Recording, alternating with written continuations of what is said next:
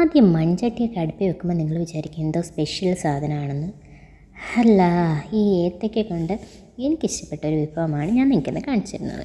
അതിനായിട്ട് നമ്മുടെ മൺചട്ടിയിലേക്ക് ഒരു കുഞ്ഞ് ശർക്കരയുടെ കഷ്ണം നമ്മൾ ഇട്ട് കൊടുത്ത് അത് മാറ്റി വെക്കുക.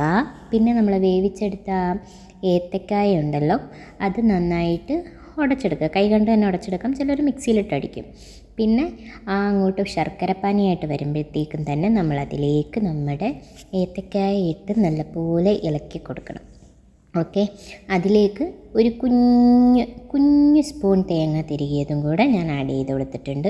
പിന്നെ ഒരു സ്പൂൺ നെയ്യും കൂടെ അങ്ങോട്ട് വീശിയിട്ട് ഇത് നല്ലപോലെ മിക്സ് ചെയ്ത് കൊടുക്കുക. ഈ പരുവത്തിൽ നമുക്ക് കഴിക്കാം.